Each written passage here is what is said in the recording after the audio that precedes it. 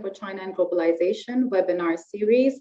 Today, our topic is of profound importance and urgency. We are going to discuss Afghanistan, the road ahead.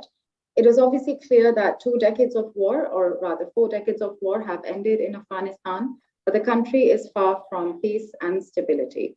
There is a surging humanitarian crisis that is turning into a catastrophe with increasing speed. And about 40 million Afghans are at the verge of starvation. There is a tough winter ahead.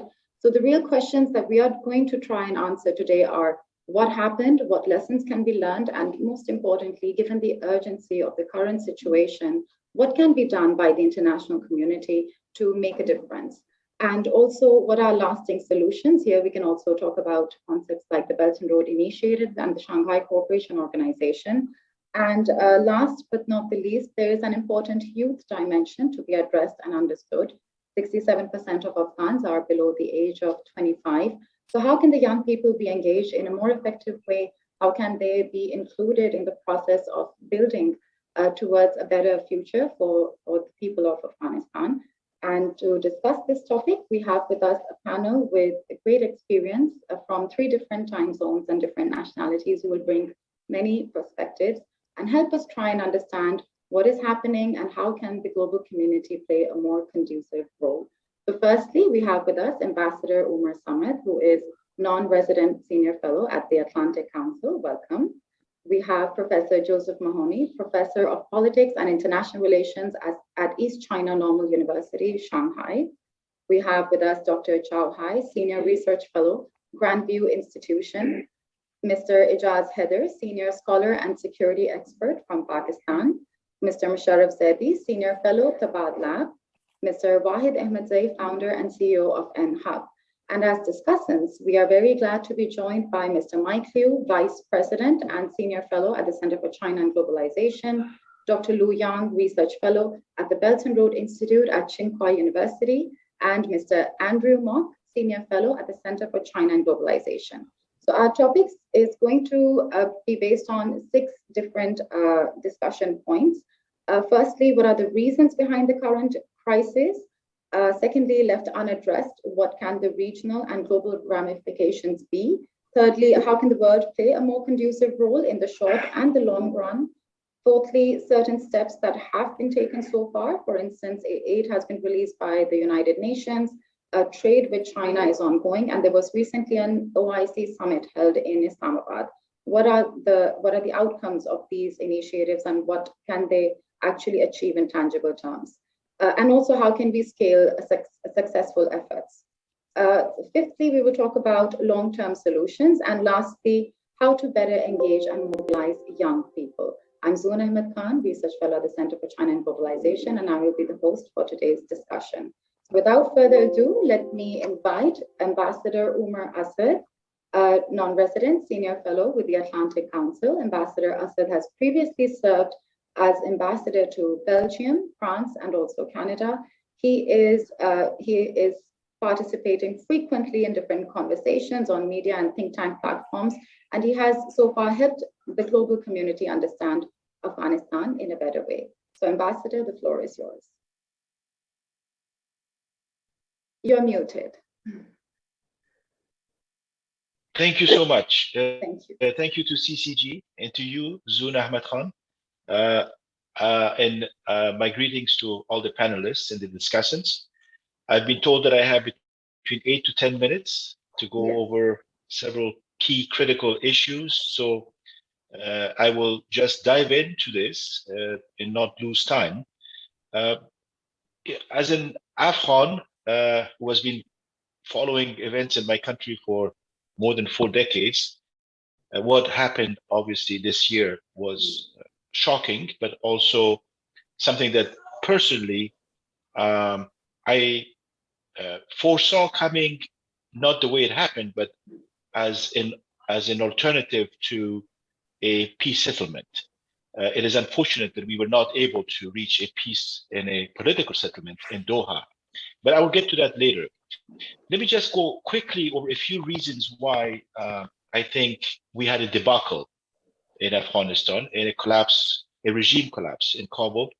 and a American withdrawal the way it happened, and as well as NATO withdrawal.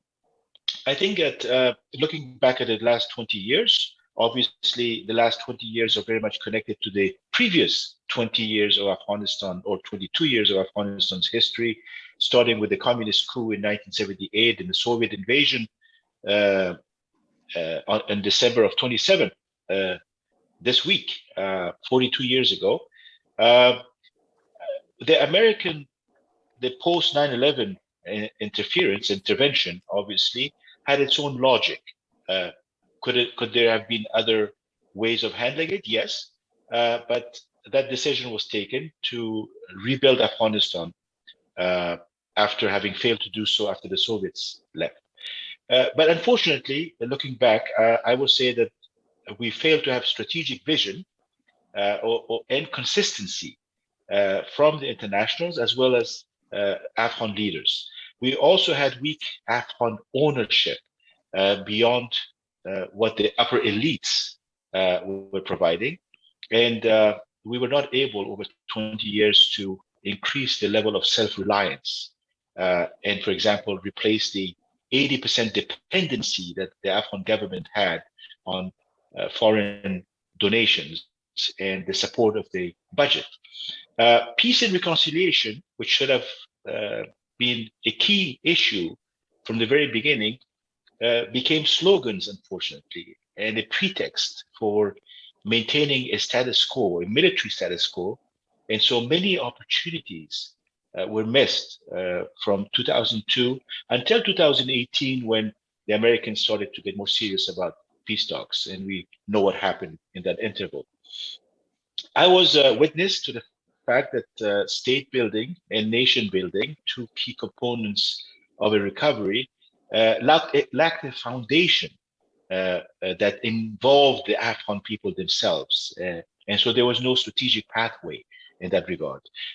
Reconstruction and development priorities were intertwined with contracting and multiple donors with their own agendas, and a Afghan government or Afghan entity as recipient lacking accountability, which unfortunately fueled corruption at the highest levels. Even today, there was news that an anti-corruption organization named Ashraf Ghani as one of the top 5 most corrupt individuals in the world, something that should have been done years ago.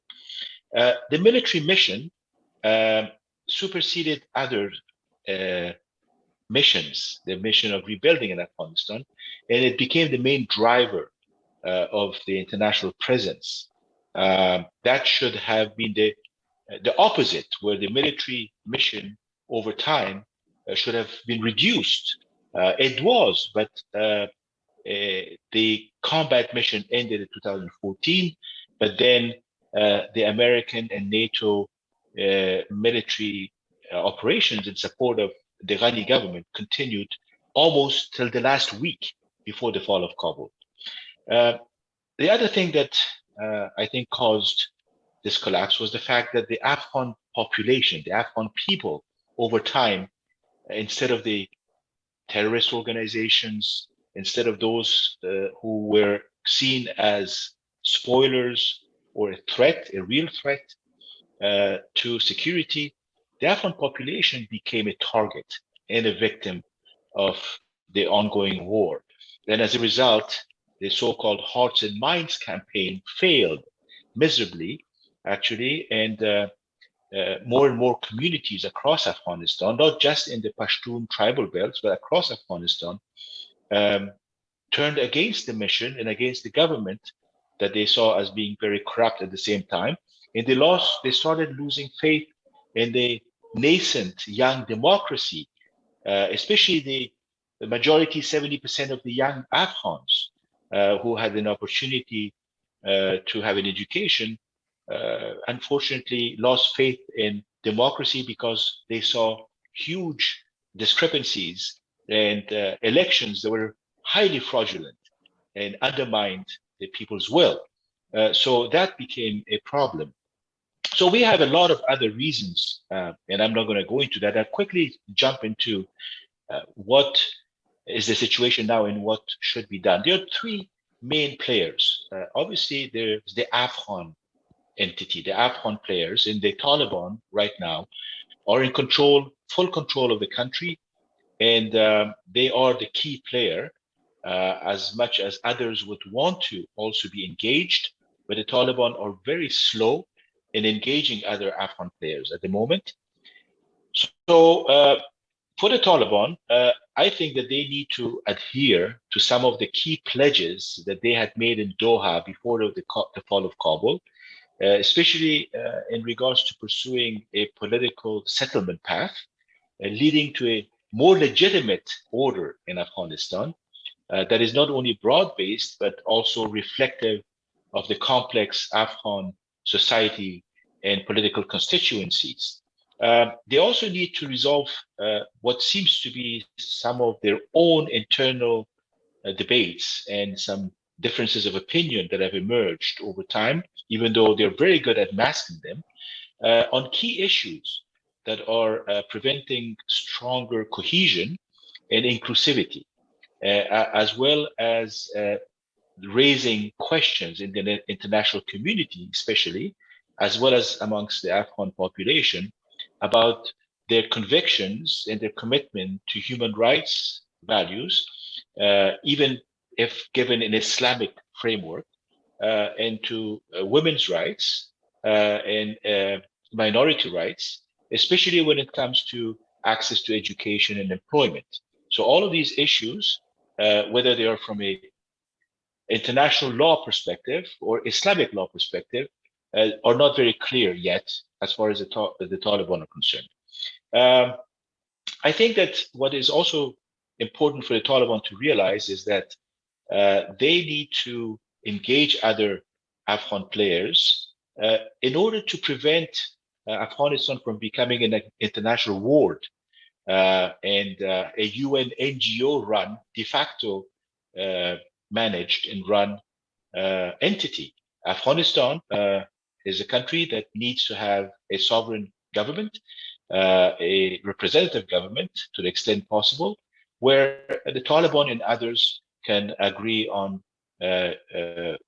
power sharing or any type of political order that can have a majority support.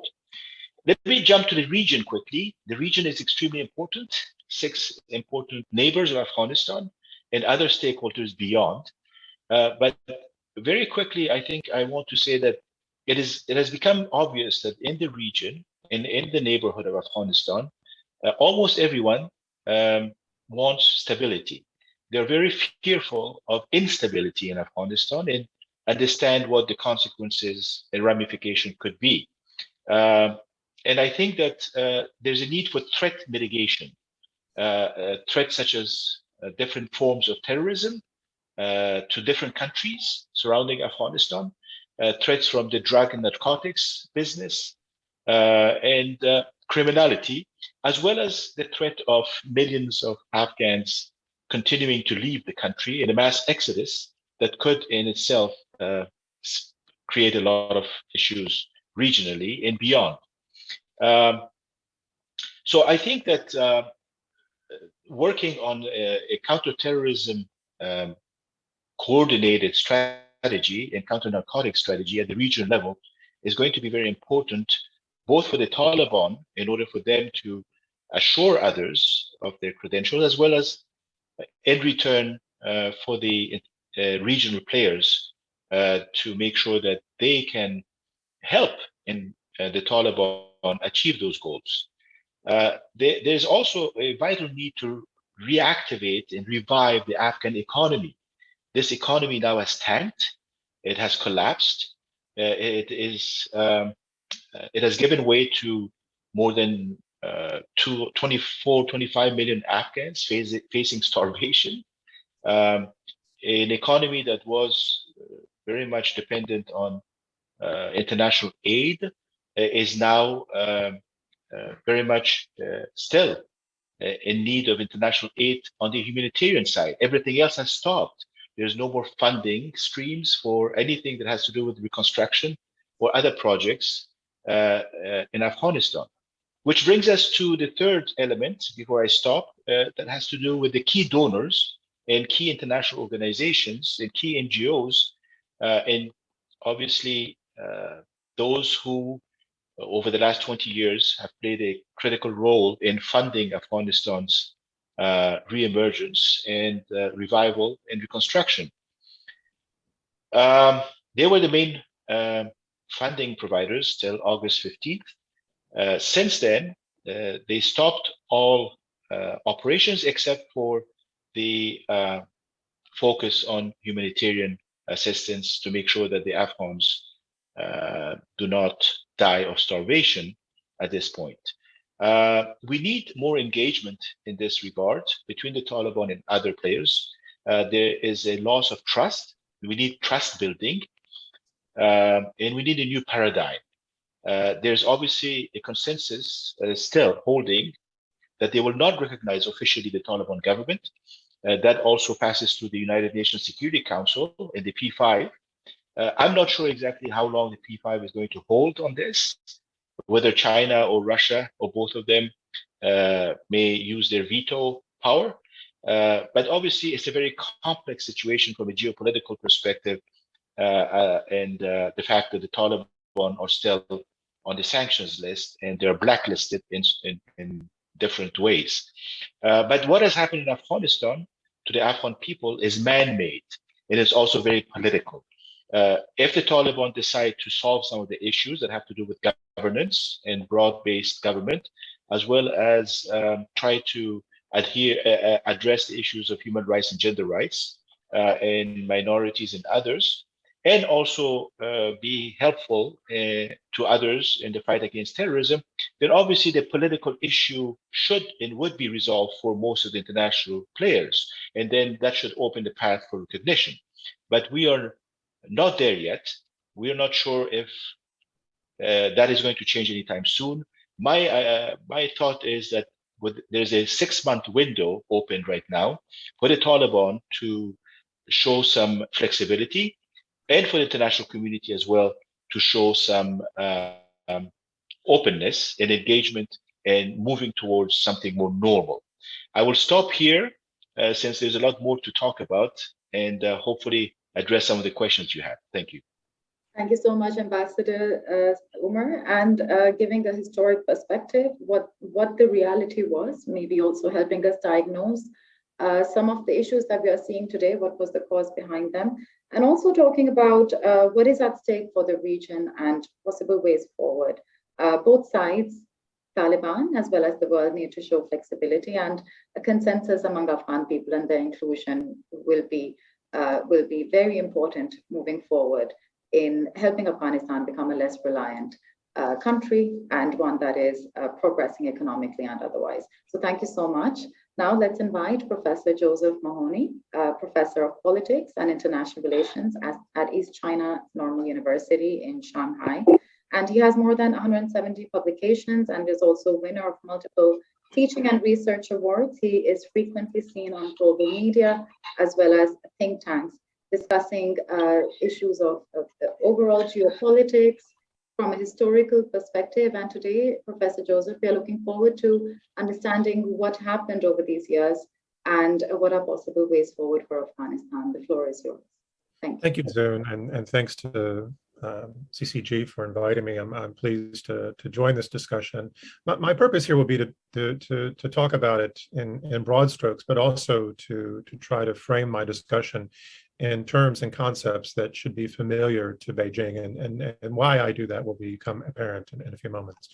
I've prepared a document. I've sent it to Zoon. If she wants to distribute it to others, that's her prerogative. So let me begin with the first question. Why did the US-supported Afghan government collapse so quickly? This seems to be something that a lot of people are interested in. Now, there are numerous studies underway trying to determine why the US-supported government collapsed so quickly, but we should not be distracted by academic questions like these. The Afghan people are in the midst of a crisis, and while understanding how they reached this point might help us fashion better responses, no clear answers, let alone broad consensus on this question, will be available anytime soon. Indeed, even the U.S. Inspector General responsible for investigating the rapid collapse has complained his study is near impossible given the secrecy surrounding U.S. policymaking and assessments over the two-decade-plus invasion and occupation. Nevertheless, it is reasonable to offer a number of tentative conclusions about the collapse. These, in turn, may prove instrumental as we consider international responses to the unfolding crisis. Now, here are the key points. First, the pre-US invasion Afghan state was already a failed state, or nearly so. How else should we describe the ongoing civil war, however minimize the state's increasing pariah status or the fact that it hosted international terrorist organizations? Second, the regime put in place by the US was always a pseudo-state, an occupation regime notable for rampant corruption and failed governance despite billions in support from Washington. Now, preliminary studies indicate the regime failed largely because the US tried to impose American values and standards where they had significant material and cultural opposition. Other assessments indicate a great deal of the regime's corruption was caused by the US itself, and likewise notable for being so awful, it made the return of the Taliban preferable. Now, the only reason this state didn't collapse sooner is because the US didn't evacuate sooner. And the only reason we are surprised by the rapid collapse is because it appears rather obvious now that US assessments of the previous regime's strength were either gross miscalculations or misrepresentations. Third, in fact, it should be noted that Afghanistan has been in various states of collapse since the late 1970s, when the US financed jihadist resistance to Afghani socialism and Soviet support, and the Taliban today are the political and ideological descendants of those US efforts of destabilization. In short, this longstanding legacy of instability must be countered now with decisive actions or risk deepening crises with profound national, regional, and even global implications. Fourth, therefore, we cannot wait for a stable, legitimate state to emerge.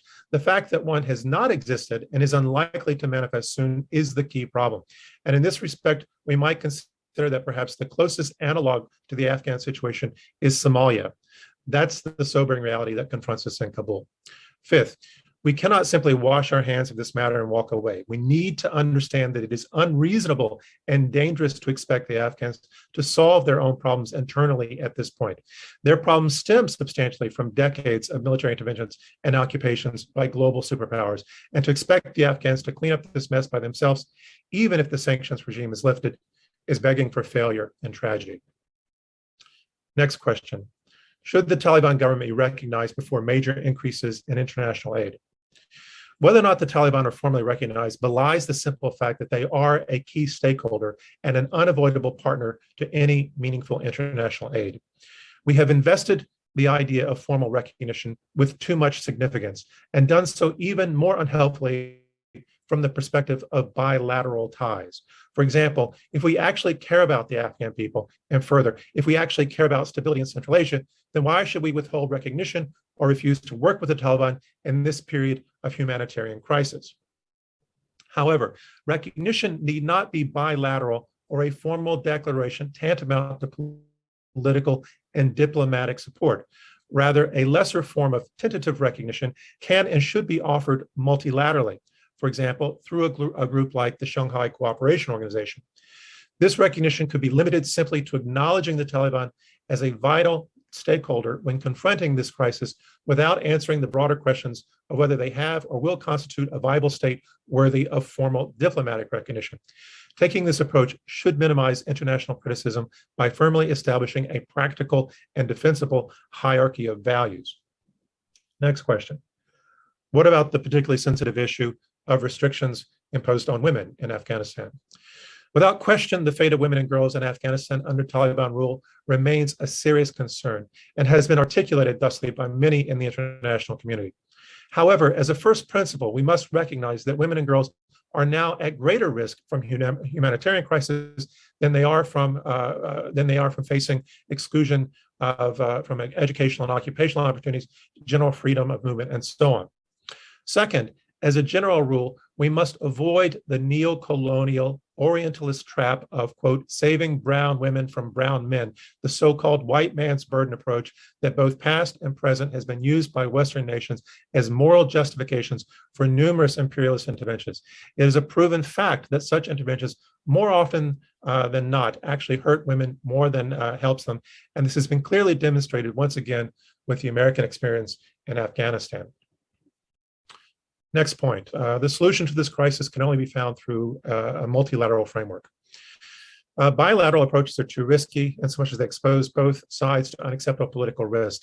These include general concerns related to diplomatic face, but more importantly, failing to include the multitude of stakeholders in a collective framework can invite more insecurity.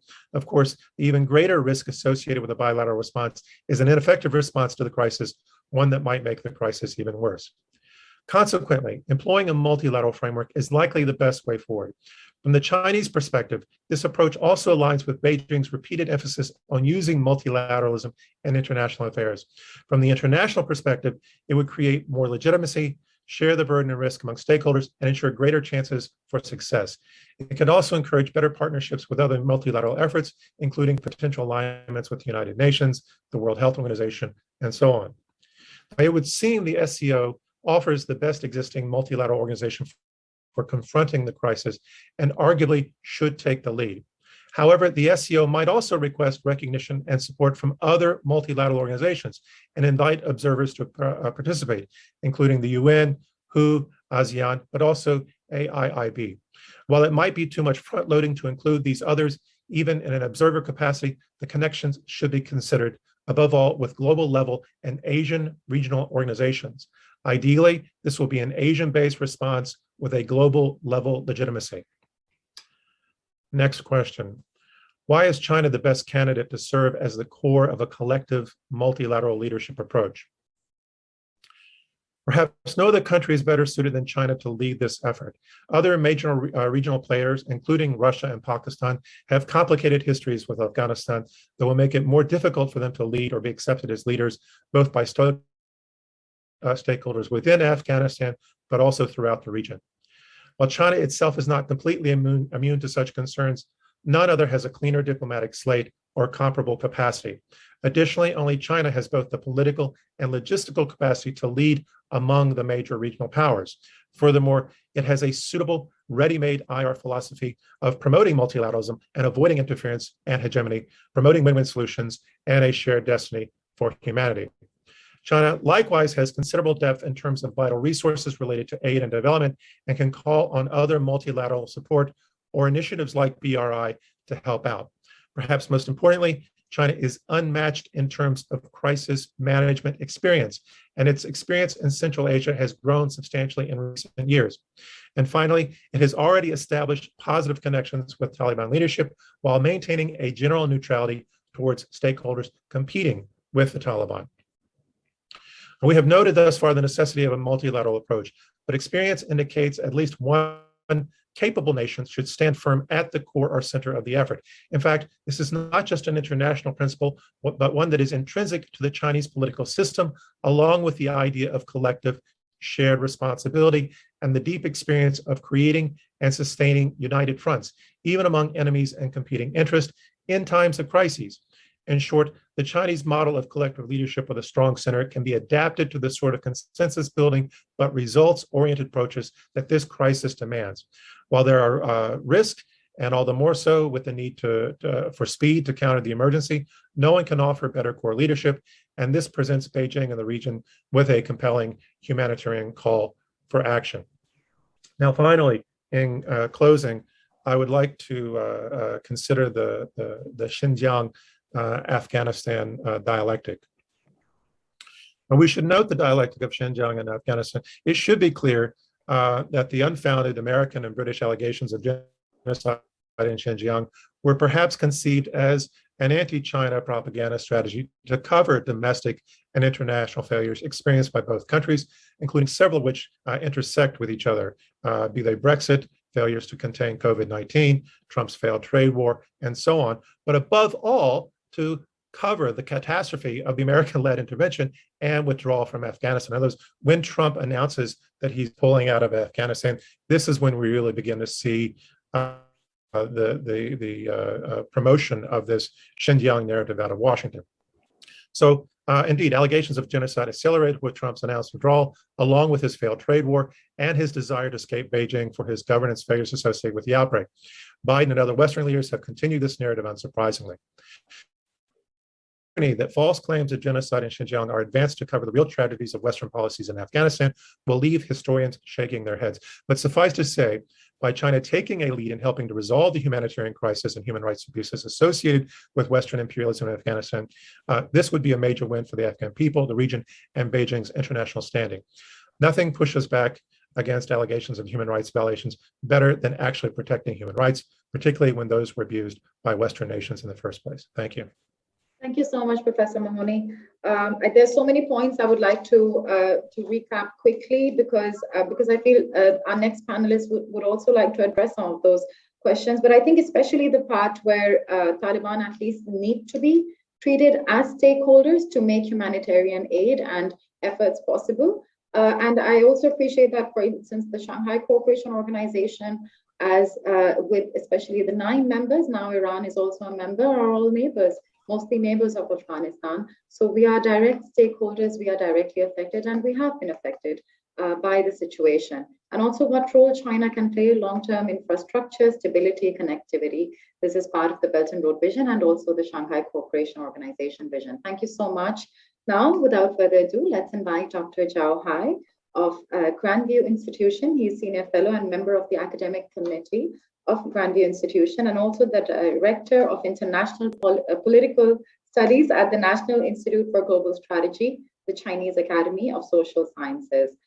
Dr. Zhao has previously also worked at the National Strategy Institute in Tsinghua University and holds a PhD in International History from the University of Chicago. The floor is yours, Dr. Zhao. You can address some of the previous speakers and also offer your perspective on the questions we are trying to address. All right, thank you very much. Thank you for CCG's invitation, and I really appreciate this opportunity to talk with a group of excellent experts on Afghanistan. Personally, I'm not an expert on Afghanistan affairs. I just do international relations studies, and actually, Professor Mahoney's points have some overlapping with mine. It's great to hear from you and actually verify some of my positions. But after that, I think we need to also, not only address that whether or not China should be a core leader in a multilateral effort to try to help Afghanistan people, but at the same time, I wanted to address the concerns from the Chinese perspective and also the decision process where China wanted to make the decision whether or not or from what position to better serve the purpose of try to resolve the humanitarian crisis that is currently going on in Afghanistan. First of all, I wanted to say that the U.S. withdrawal from Afghanistan is actually serving the grand strategy of the United States, trying to focus on China. As the professor pointed out, that this withdrawal is a disaster. However, from American perspective, focusing more resources, strategic resources towards Indo-Pacific and try to pressure China from that point will better serve US national strategy rather than continue to put resource into Afghanistan and maintain a failed state. So that's where the US policy is initiated. And the Chinese, of course, opposed this hasty withdrawal and worried about the aftermath of that withdrawal. And currently we're saying the destabilizing factors are rising, and also China is very much concerned that the rising destability in the country would lead to more terrorist groups working under that environment, and that will destabilizing not only Afghanistan but has regional implications, including Central Asia and Pakistan, neighboring Pakistan and other countries. And those countries are very important for China's BRI because Belt and Road is going through those regions, and we have very important investments in those areas. So we have a vested interest to maintain stability in the region. And secondly, I think right now, China's number one top concern is not exactly terrorist organizations like ETIM in Afghanistan, because we know there's only a couple of hundreds remain in that country.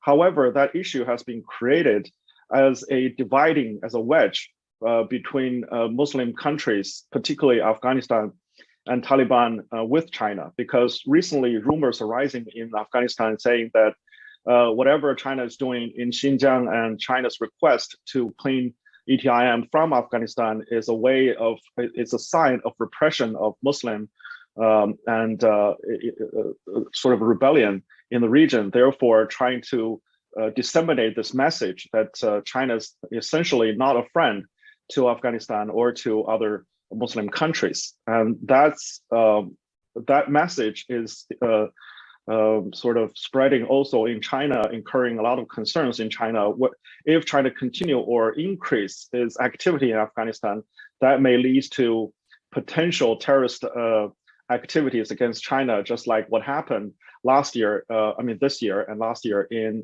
Pakistan. And number three, I agree with the professor that China's current approach, its policy, is determined from the very beginning after the US determination to withdraw, that China should approach Afghanistan through a multilateral platform, but also from a bilateral approach. The multilateral, of course, going through the SCO and other newly created multilateral coordination platforms led by Pakistan, Russia, and also by China. However, we're still trying to figure out which multilateral organization is better positioned to address the issue and to pour more resource to help Afghanistan. At the same time, of course, we've witnessed that China is approaching this from bilateral perspective as well. For instance, putting humanitarian aid directly into Afghanistan. For instance, like financing, giving humanitarian aid in terms of vaccines, in terms of food, and other humanitarian resources, going through the train, freight train, and also other means like flight. But currently, that infrastructure is not working properly. We can only move very little resource through that infrastructure, and it's not enough to actually solve the ongoing humanitarian crisis. We need more channels going not only from China, but also through Pakistan, through Iran, and also Central Asia countries, multiple ways to move resources into the country so that to help people to go through the winter.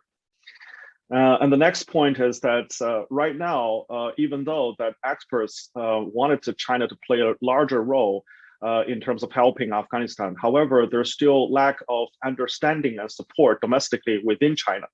Because as you all know, even though Afghanistan is a neighboring country to China, but the Chinese society in general has very little understanding of Afghanistan's history and what its people is currently going through.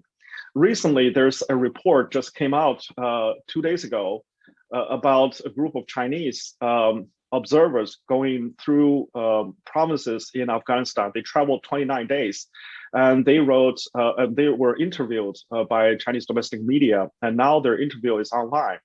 There are more and more people are reading this and have a better understanding of what exactly is going on in Afghanistan.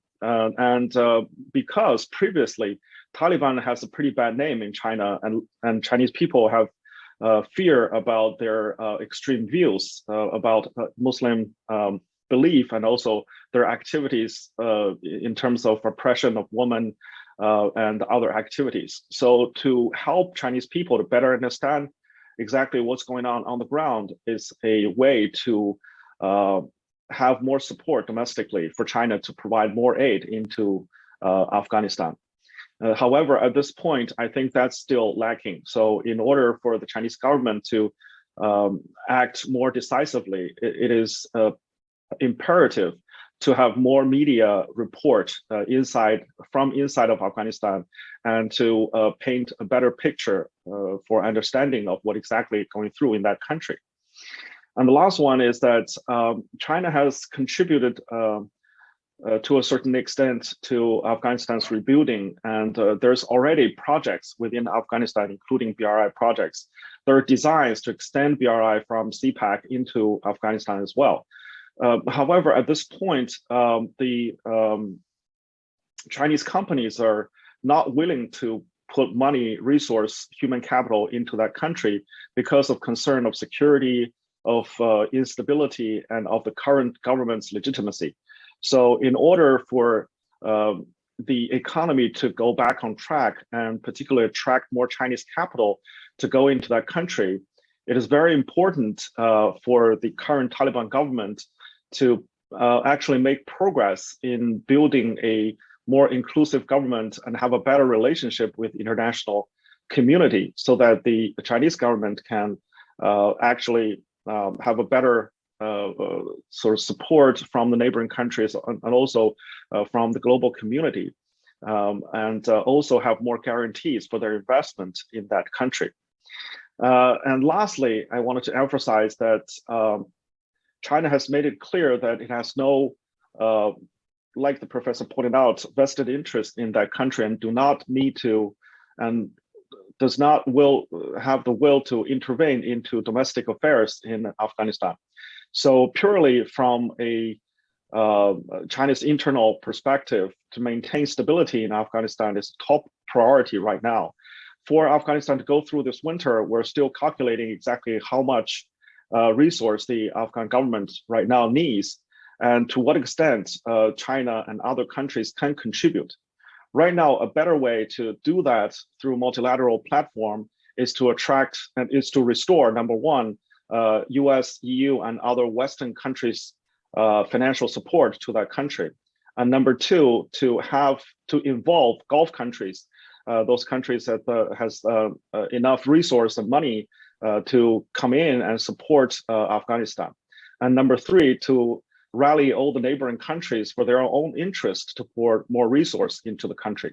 I think without collective action with all those parties involved, it is impossible at this point to support close to 40 million people to go through this hard winter. I'll stop here, and I'm looking forward to more discussion on Chinese positions in Afghanistan's affairs. Thank you very much.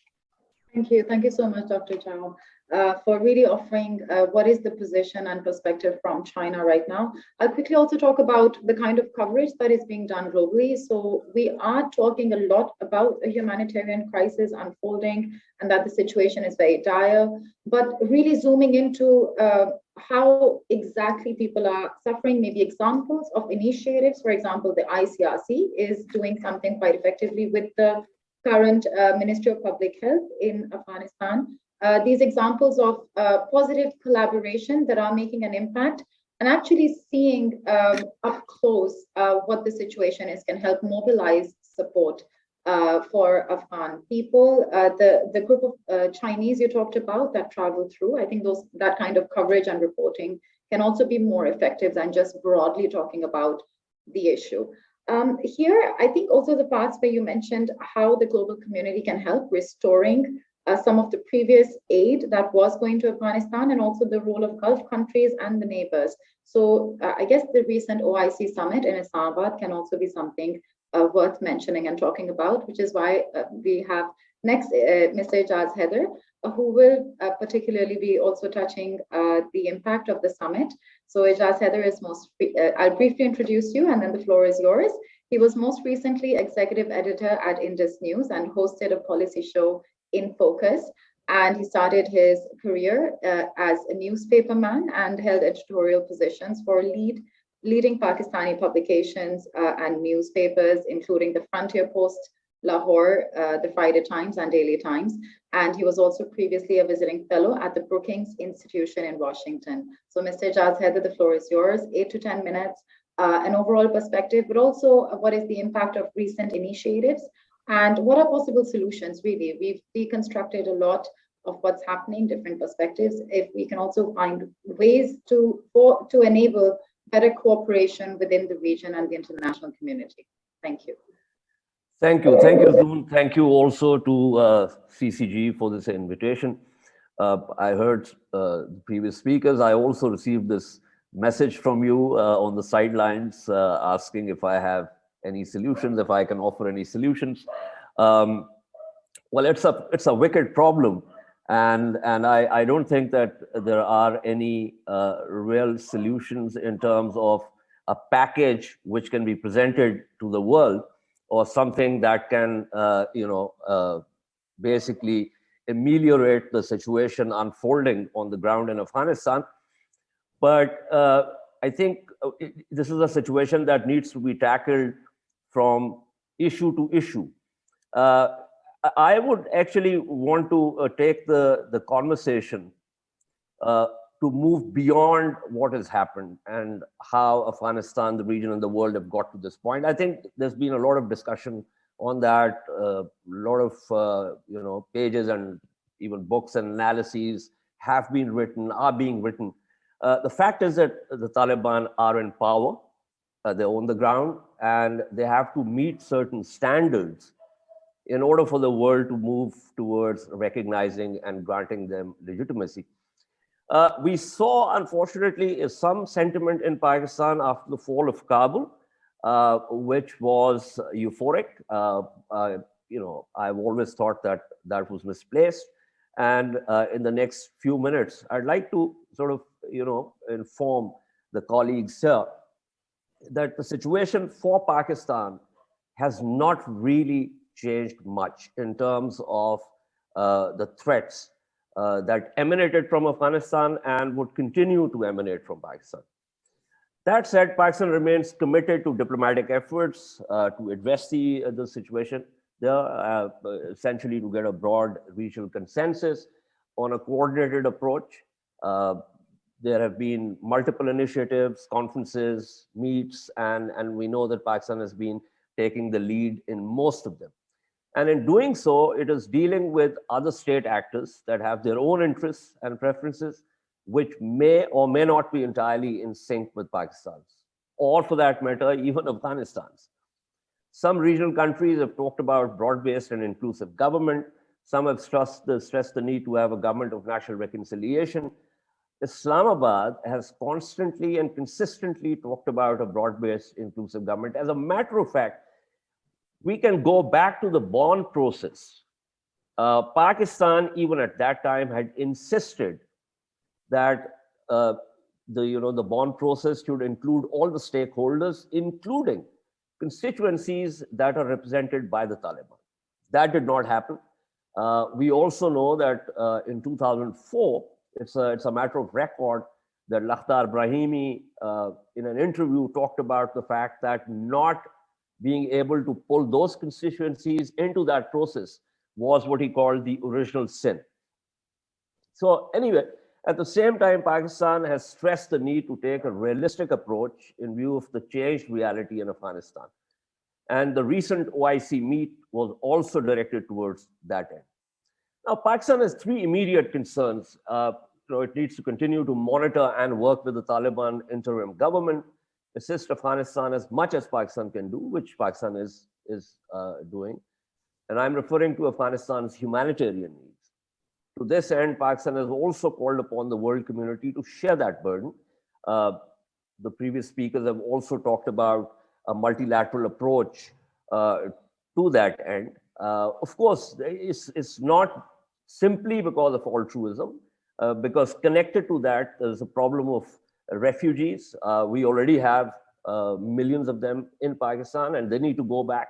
And we don't want the situation to turn so dire that there is more influx of refugees in Pakistan, which of course is not just an issue of economic burden, but also becomes a hard security problem. And third, Pakistan continues to nudge the Taliban leadership to reach out to other stakeholders, i.e. political and ethnic groups. This is essentially about working out a political arrangement that reflects the diversity of Afghanistan. At the time of announcement about formation of an interim political setup in Kabul, which was last September, Pakistan had officially stated that such a setup must address the requirement of a governance structure to meet the urgent needs of the people of Afghanistan. Now, that statement meant A, that Pakistan wants to stay connected with what's on the ground because that's the only setup in and through which it can be useful. And B, expects that the interim arrangement will address the requirement of a governance structure that reflects the needs of the people of Afghanistan. Much of what Pakistan wants has not happened. It's not clear how much of what Pakistan wants, as also other states in the region beyond, could or will happen. But Pakistan has to grapple with what the US and its coalition have left behind, and also the history between Pakistan and Afghanistan. So while the US and its coalition partners were still in Afghanistan, Pakistan's main concerns were the continuing resistance by the Afghans to accepting the border. They continue to refer to it as the Durand Line. Pakistan was also concerned about India's activities in collusion with the Afghan National Directorate of Security to wage a covert war against Pakistan, especially by supporting Baloch terrorist groups. Has that changed? Unfortunately, not really. The Durand Line problem persists, as has been evident from events in the past few days, with reference to fencing on the border. Taliban fighters took away rolls of concertina wire and also threatened Pakistani soldiers. And this is on video. In one incident earlier, Taliban fighters removed the Pakistan flag from trucks that were carrying humanitarian aid for Afghanistan. In the recent incident, the fencing incident that I talked about, it seems that Pakistan has tried to defuse the situation by agreeing to a consensual approach to fencing. Personally, I consider that to be a mistake with the potential of becoming a big mistake. It is ironic that Afghan irredentism, which has been a major cause of troubles between Pakistan and Afghanistan, continues. A couple of months before the fall of Kabul, Ashraf Ghani, who abdicated his office and slipped into the night, inaugurated an airport in Khost. Speaking on that occasion, he actually called upon the Taliban. This was really ironic. And actually, at that time, I was doing my program at Indus News, and I actually had a segment on what he said, that if they were to come to power, they should not recognize the border with Pakistan. So this irredentism, this concern, which has always, in a major way, defined Afghanistan-Pakistan relations, is still there. Taliban have also reached out to India and got Pakistan to agree to allow transportation of Indian wheat overland in Afghan trucks. So I was speaking to one official who said to me, this looks like a one-off. So I said to that official, if he really thinks that this is going to be a one-off, he should go back to the Garden of Eden when the serpent wasn't there. We keep talking about how in many ways Afghanistan and Afghan youth have changed since the US invasion. That's of course an important observation. That also is the kind of human resource, frankly, that might ultimately become the foundation of modern Afghanistan. But we also forget that so have the Taliban. So while ideologically they remain where they are, or they were, the expression of that ideology has become more nuanced. They also realize that they have to utilize contacts with other states to get what they need. But whether they would play ball all the way is moot. And finally, Pakistan also faces a threat from the TTP and ISK, terrorist groups that are based in Afghanistan. So far, the Taliban have not moved against the TTP. Instead, they have been asking Pakistan to negotiate with them. Pakistan has tried that approach and it hasn't worked, and it's unlikely to work. I have my own view on how to deal with this issue. And as a matter of fact, my friend Musharraf Zaidi, who is also on the panel here, he and I had this public discussion on how to deal with this problem.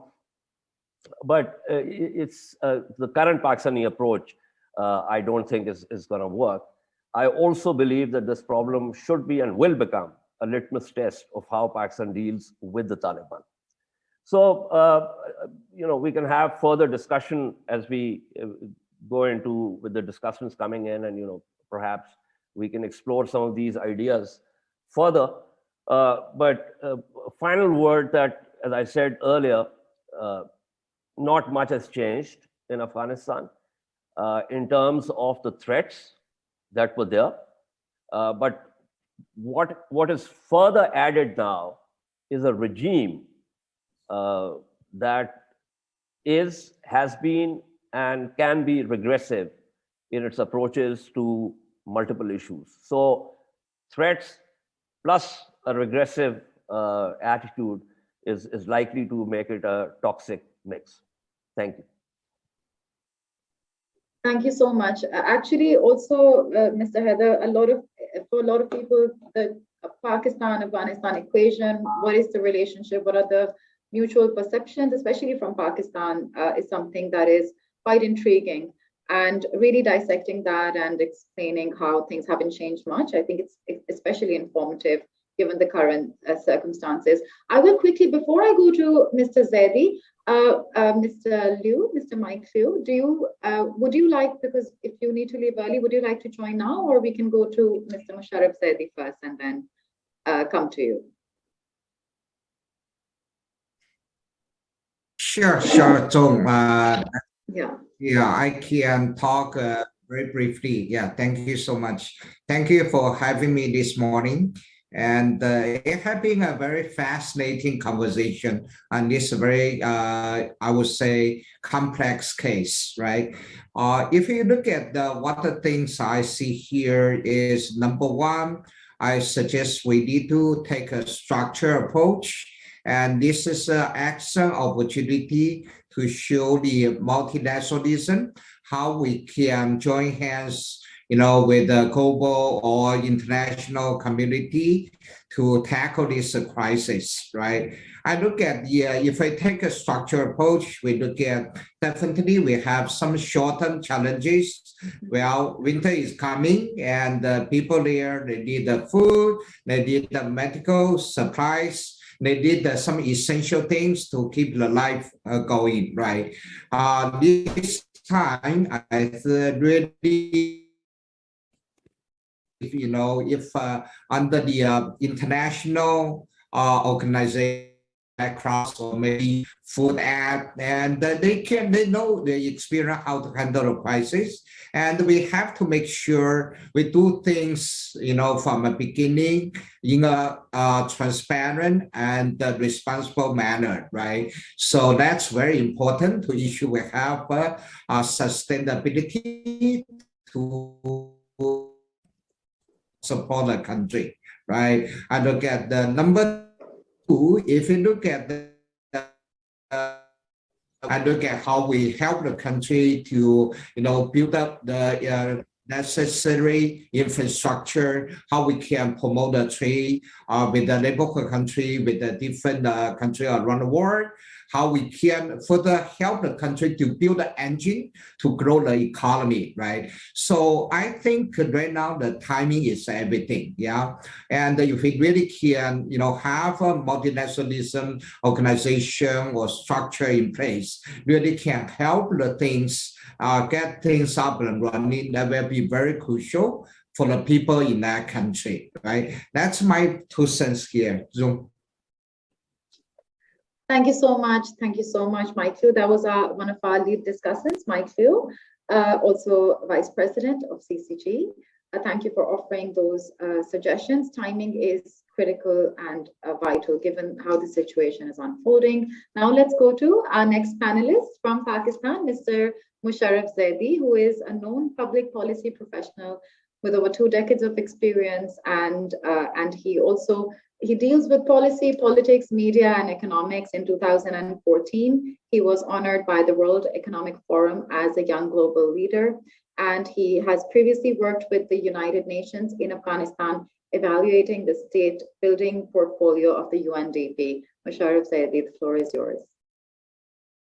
Thank you, Zoon, and thanks to CCG for organizing this important conversation. I'm really delighted to be on the same panel as my dear friend, Excellency Ambassador Umar Samad, of course, Ijaz Heather, and Joseph Mahoney, and others. I think so much has already been said, and there's very little with which one can disagree. So I'll keep my initial intervention relatively short, and I'll be happy to jump in during the kind of question and answer session or the discussion. But I think 3 or 4 things that if you step back and try to develop a little bit more distance from what has happened, and it's still very fresh and raw, what has happened in Afghanistan. It was just on the 15th of August that we were all talking about, we were still speculating as to what way things were going to go. And by the end of the day on the 16th or 17th, it was obvious that the Taliban were going to take over.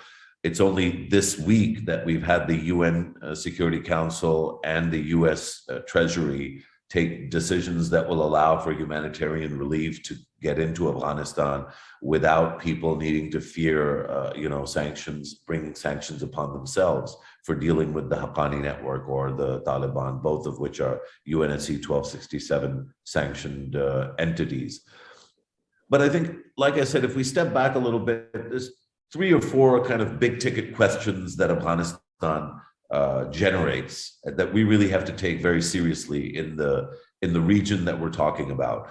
I think the first is this idea of modern warfare, and this goes directly to the heart of the argument or the debate or the discussion that myself and Ijaz have had. But this is not a unique dichotomy of views among like-minded people. In the US, we had something called the right to the responsibility to protect kind of mantra that came out of the Rwanda genocide, and that was used in many instances to cite the need to initiate Chapter 7 and to intervene. So this idea of intervention as a principle espoused and agreed upon within the UN system, this really needs to be questioned given the record of these interventions. And I think the grand poobah in the Hall of Fame of these interventions is actually Afghanistan. So the idea was that modern warfare and the state in a box and the counterinsurgency doctrine and all of the, these were little fads that came and went across 2 decades. And all of them were supposed to redefine modern warfare so that there was less blood and more peace as a result of it. And post-conflict state building was supposed to be 5 State Department briefcases, 2 NGOs, a couple of natives like me who spoke English very well and understood all the modern terminology of statecraft. And we were supposed to be able to put together a modern state. We've not just seen that fail in Afghanistan, of course, we've seen that fail in every single instance of global intervention. And I think that, the tendency in certainly in Pakistan, I think maybe a little bit in China as well, which is understandable, is to point at the United States as the principal violator of some basic evidence when it comes to the results of intervention. But if you look at the intervention in Afghanistan, there was 48 countries that signed up to the military intervention. It wasn't just the US and the UK or just the English-speaking world or just the Europeans. Turkey was part of it. There were Arab nations and GCC member states that were part of it. So this grand coalition that intervened in Afghanistan because of 9/11 had no plan as to what to do once they took out the Taliban. And for 20 years, the international order sustained this intervention. The record of this intervention is before us. The exact same people that were running Afghanistan on September 10th, 2001 are running Afghanistan today. And all of the state building exercise that took place, what is its status? I think that's a legitimate question. Now, the easy answer, of course, is that it's dissipated or evaporated, but I think there are elements of the intervention that do need to be identified and pointed at. So for my money, I think that the National Solidarity Program and the Ministry of Rural Affairs and Regional Development in Afghanistan, some of the IDLG stuff, the local government stuff, a lot of the girls' education stuff, and certainly the development of urban Afghanistan, those are all things that we can point to and say, okay, in 20 years of intervention, these were some of the benefits that came about and some of the voices of resistance to the rights violations that the Taliban are committed to. And I think this is also important. this idea of a Taliban 2.0 or a new and reformed Taliban is a fallacious one, because the Taliban is not a political movement. It is an ideological movement with a political arm. And that means that unless it is true to its ideology, it will not be the Taliban.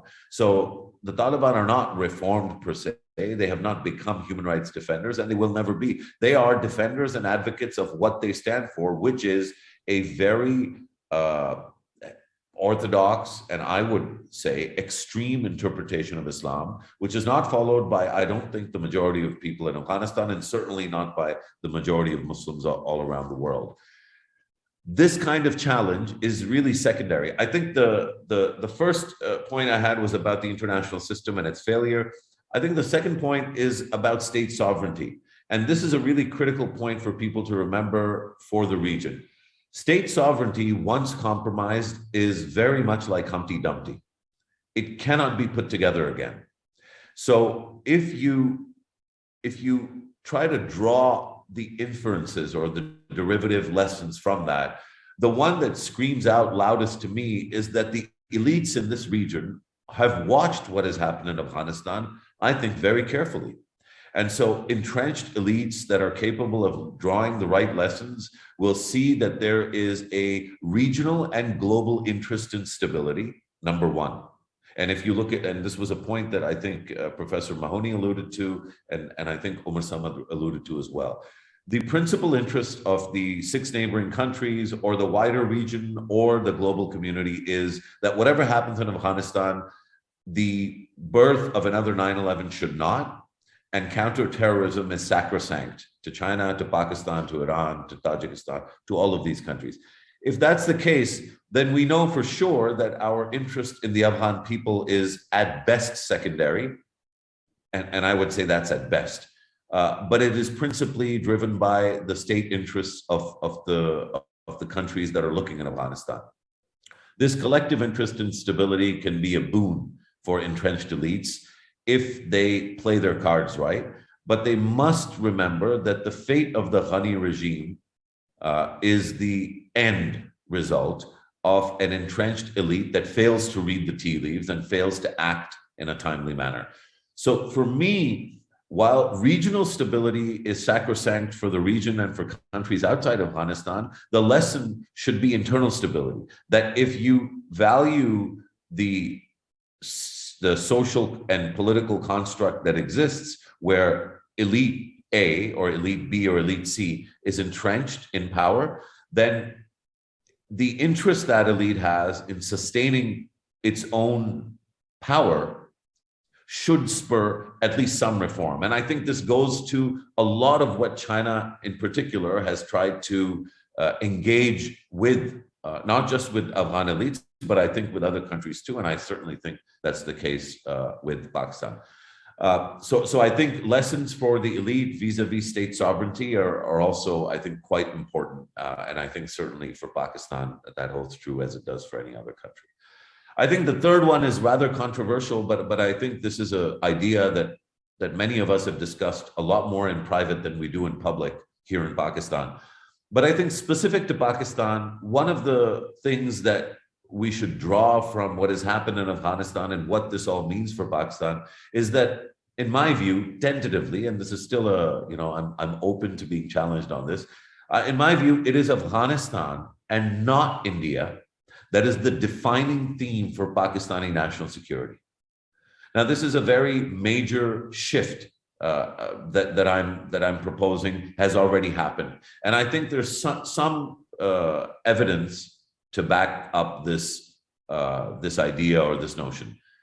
If you look at the kind of regime in Pakistan that has emerged, if you look at the emergence of a new national security discourse, including a formal national security policy that was approved just yesterday, but for a longer period of time, a discussion about what constitutes national security in Pakistan, the repeated emphasis is on geoeconomics rather than geopolitics or grand strategy. And I think that this indicates a certain shift in the mindset of the Pakistani elite, particularly the Pakistani military elite, but also the non-military elite.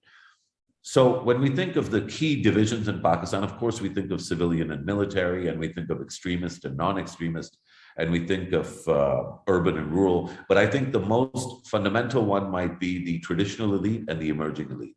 And there's three facets of the emerging elite that are important, and they relate I think, very directly with Afghanistan.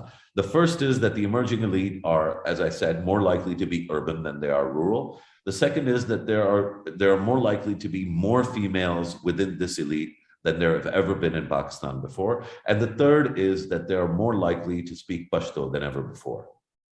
There's a final facet that connects this emerging elite in Pakistan to Afghanistan, and that is the demographic reality of Pakistan. The three countries that I think are most important in this region are Afghanistan, Pakistan, and Tajikistan. And the median age in these three countries, the highest median age is Pakistan's, and that too is below 23. Now, just for comparison's sake, if I'm not mistaken, the median age in China is above 37. These are not small differences. Even in Uzbekistan, the median age is above 30. So in Pakistan, the median age is 23, in Tajikistan, it's 22 and a half, and in Afghanistan, it's 18 and a half. What that means is that the next 20 or 30 years, these three countries, as opposed to other countries in the region. So again, to give another example, India's is, I believe it's 28, right? So it's still a young country, but the difference between Pakistan and India in terms of demographics, or the difference between Afghanistan and India in terms of demographic, is a huge difference. That 10-year difference when it comes to median age and what it means for the demographic curve, what it means for where these countries will be in the year 2040 or 2050. It's a massive difference. And what it actually means is that all of the conversations we're having today and what those conversations mean for those countries are fundamentally different, because the challenges these countries will be facing in a decade and a half and 2 decades are going to be foundationally different. Which brings us back to the idea of this new national security thinking in Pakistan. Yeah. If the Pakistani elite, I know that we're running short of time. I'm just going to wrap up in less than 30 seconds. Thank you. I just think that if the Pakistani elite succeeds in successfully shifting the center of gravity of Pakistani strategy from security to economics, it will be to the benefit not just of Pakistan, but of the entire region. But if it doesn't, then the cost will be paid not just by the people of Pakistan, but by the whole region. Thank you. Thank you so much. Musharraf, actually, that last point, I think it's also somewhat what even when we talk about the PRI, overall regional connectivity, that the long-term solutions to our security issues and these threats are really economic in many ways. If we improve the quality of lives of people, even if you look at the SCO's mandate, it's about addressing the three evil forces, but through holistic means. So I think that especially was a very interesting addition to today's discussion. Now let's invite Wahid Ahmed Zai, an entrepreneur, a young Afghan professional based in Beijing for many years. Wahid, can you particularly, you are from Afghanistan, you have family there, you've been here for a long time. I think in particular, one dimension that Mr. Zaidi briefly mentioned was also how young the population is and how to really engage that demographic, how integral is that to Afghanistan's future? If you can shed some light on that, and within 8 minutes would be ideal. Thank you so much. Amazing. First of all, I would like to thank you, Zune and CCG, for organizing this dialogue. I think it's very crucial, especially at this moment, that we raise awareness about what is happening in Afghanistan. And I do hope that Afghanistan should not be forgotten, because we need a collective effort to come out of these crises. Before going into the role of the youth, I still want to go and talk about what are the reasons behind this crisis, because I think we are on the verge of repeating the same mistakes as we did before. I think everybody there's a general consensus that the pseudo-state was supposed to fail sooner or later, but what accelerated this regime fail in Afghanistan, I would say, is like 3 key words for it. So the first one is delegitimization. When US directly signed the peace treaty or a deal with Taliban, and that kind of delegitimized the current regime, the previous regime in Afghanistan. And what it also did is took all the ownership from the Afghan people. to a point that Afghan people didn't feel that they were part of the equation anymore, that they had no more says in that. And the second thing that happened during the past 3 years was the demoralization of the Afghan people, which was also one of the other challenges right now we are currently facing, is that a lot of Afghan talents, and especially the youth, flee the country and are still trying to figure out ways on how to go to other countries. And this is causing a mass exodus and this refugee crisis as well. And one of the biggest reasons, which also kind of, I would say, was a shock and quite disappointing, to especially hear Biden repeatedly say that their mission in Afghanistan was never to do nation building, which means the past 20 years that they stayed in Afghanistan was now, we can pretty much put it as an illegal invasion of Afghanistan if they were never there for nation building. And all the their forced governments, or they forced a coalition government which was based on corruption, also was one of the main reasons why we had such high corruption, and also what accelerated the fall of this regime as well. And the last thing that we are recently seeing is destabilization of Afghanistan, and that's happening again by delegitimizing the claim of Taliban, or not accepting Taliban as a key stakeholder, and every discussion that's being made in here. And that destabilization is impacting our economy. We are seeing a rising inflation during the past few months, even more than 40%. The situation on the ground is actually way worse than some people can see. People are actually committing suicides.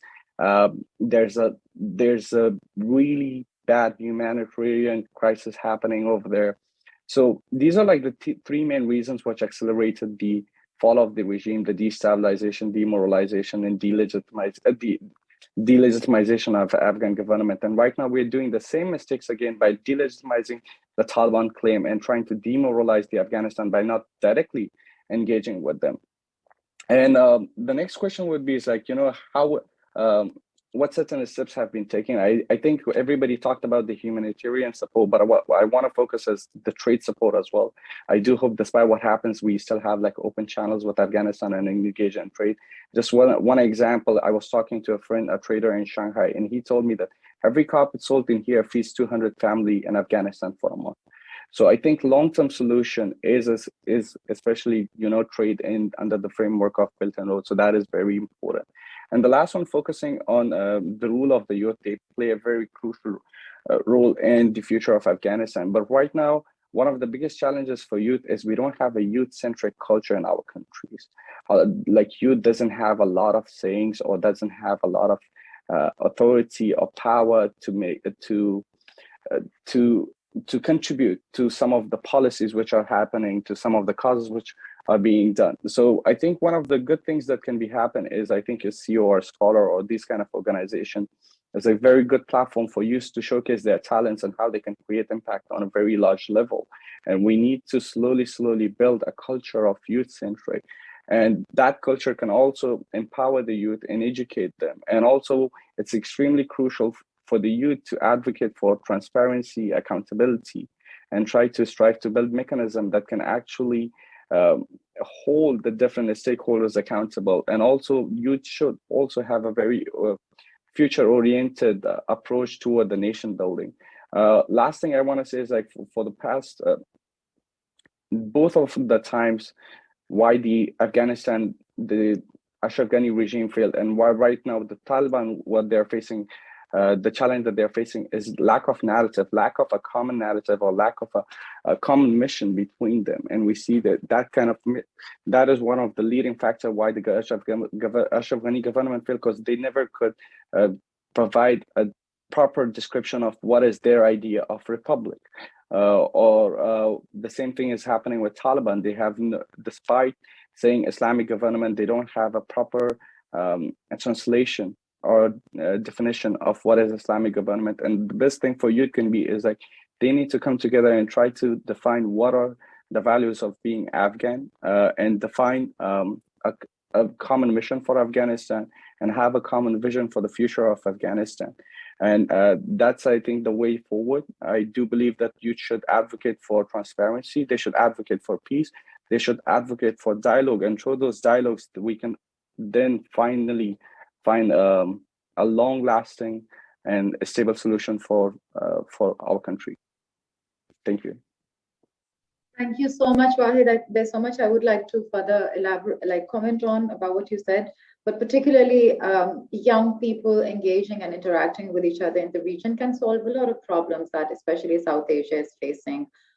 Scholar, like you mentioned, is one initiative. We also have the Global Young Leaders Dialogue powered by CCG, having young people not only be recipients, but also contribute to ways forward. Conceiving a more peaceful and better reality moving forward is something we need more of. Now, let me please invite Dr. Lu Yang of the Belt and Road Institute at Tsinghua University. Dr. Lu Yang has a PhD from Germany, the University of Heidelberg, and she has been working at the Belt and Road Institute at Tsinghua University for a few years. Her focus is South Asia and Europe.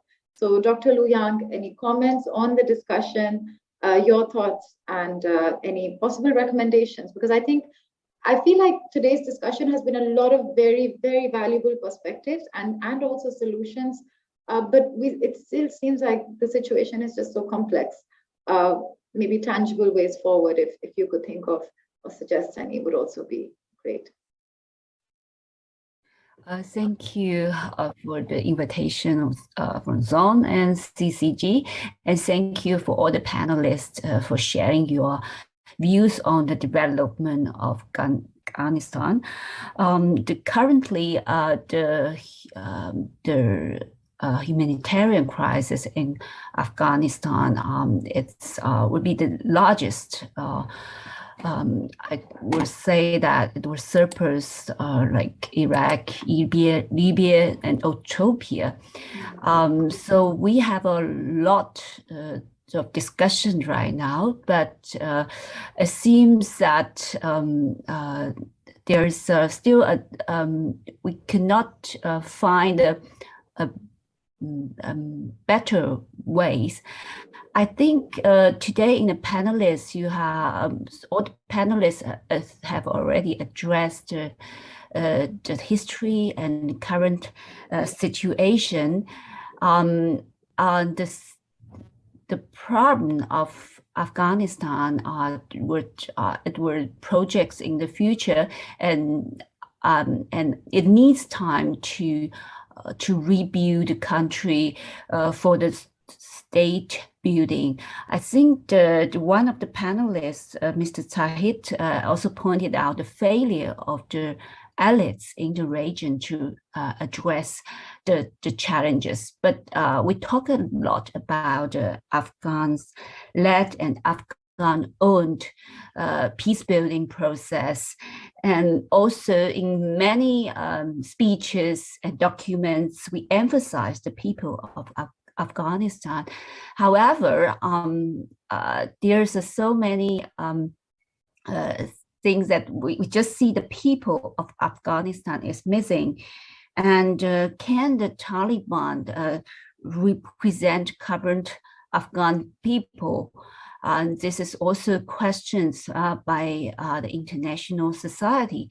This is why currently there needs some new thinking on how to solve the problem of Afghanistan.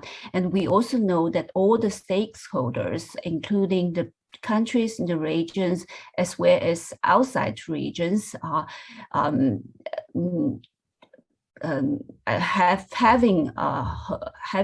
talked many rounds, but the things that we really need to put the people of Afghanistan at the center. This is the way of. This is why we can achieve the humanitarian efforts together. And on the BRI, there's another speaker's address that economic perspective is very important. I agreed with that. For example, so recently China imports peanuts, nuts from Afghanistan. There's a trade support is also very important, and also some speakers addressed China should let these the peacekeeping process, like Professor Marconi. But I would say that in whole situation, in general, China is like others stakeholders in the regions and trying to keep the stability and trying to put more economic supports to the region. But if we talk about Belt and Road Initiative and the construction there, only we can only achieve a stable Afghanistan, then we can do more constructions and together. This is why it is a deadlock or dilemma. I would say that China is doing its parts, and all the regional countries should do their parts. And there's some emergent non-security issues, non-traditional security issues in the region as well. Maybe the regional countries could establish or design some infrastructures or security architecture to address these issues. And thank you very much for the invitation and the discussion today. I will give the floor back to Zoom. Thank you so much, Dr. Lu Yang. I will comment on your discussion points. I really quickly want to invite Andy Mock. Andy, are you with us? Yes. Hi, I'm so sorry about this, Andy. No introduction. You don't need one. Please start. I know you have a call shortly, very soon. Okay, no, thank you, Zoon. So thank you so much for such an informative and impactful panel. I'll just keep my remarks very, very short. I think we heard that about the urgent crisis facing Afghanistan, as well as the wicked longer-term structural issues.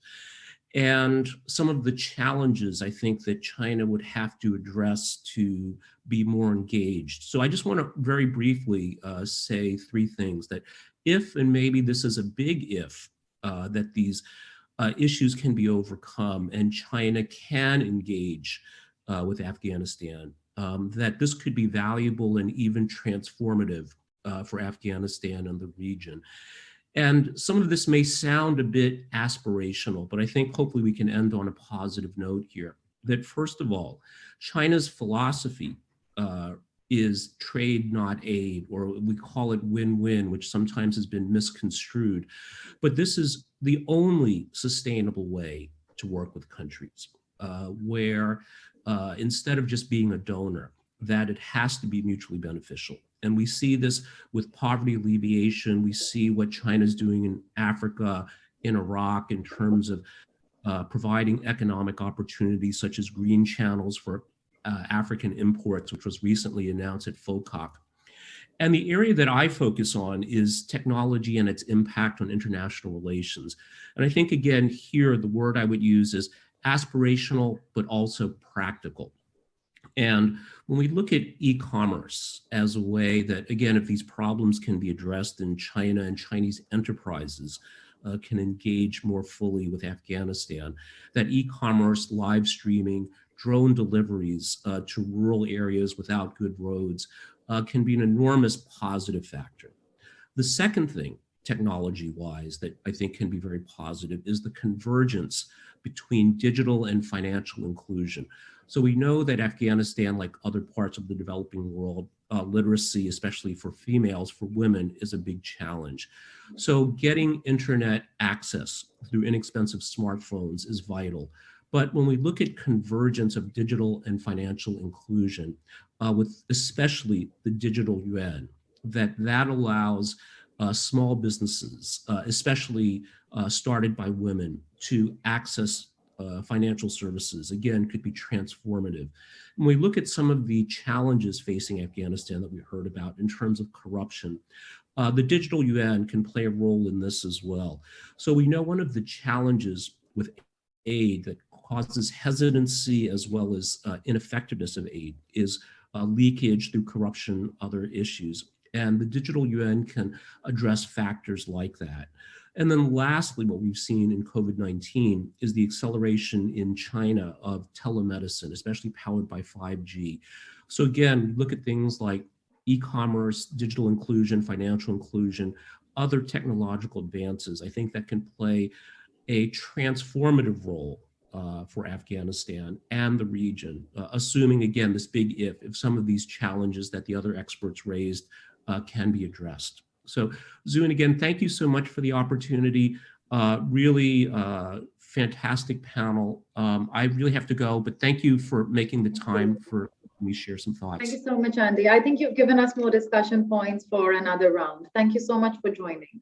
Thank you. Okay, thank you. Bye-bye. Thank you. Okay, so now it is actually 12, the time that we scheduled. We will end the panel. But if everyone is okay with that, and if we have the speakers' consent, the panelists' consent, then maybe we can go for a quick 2 minutes each, because a lot of solutions were also proposed. I think there were many views that perhaps you may want to respond to from another panelist.